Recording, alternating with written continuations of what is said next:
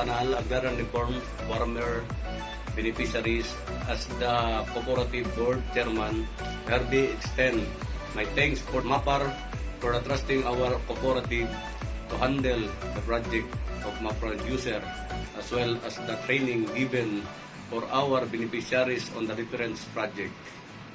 The following are the projects that we are received from MAPAR for the MAPAR user program: durian production, durian seedling, fungicide, fertilizer, hogwire, durian production training, bell pepper, radish, cucumber, tomato, eggplant, lettuce finger, pichay, squash, hot pepper.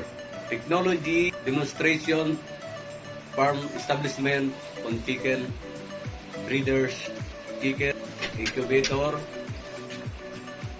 feed mixer, cyclone wire, net, feeds, drugs and biologics, technology demonstration, farm establishment on goat, breeders goat, cyclone wire, hog wire, sales bag, feeds concentrate, planting materials, forage seeds, drugs and biologics. We are already received durian production training last December 2023 and durian seedling, fertilizer, and other farm inputs. However, we decided to plant it during this coming rainy season. Assorted vegetables are now due for harvesting. In regards to livestock production, chicken started laying eggs and some with chicks, while the goat were distributed to the beneficiaries following certain policies, so everybody could avail.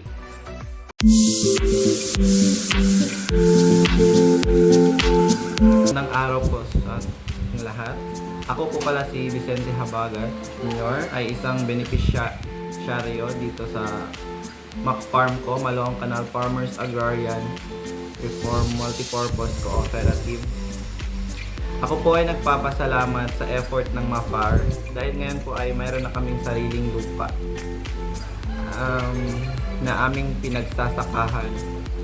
Ang kinagandahan po ngayon ay kami po ay individual farming system na. So malaking tulong po ito sa amin sa pang-araw-araw na pamumuhay dahil may sarili na kaming pinagkikitaan kumpara noon.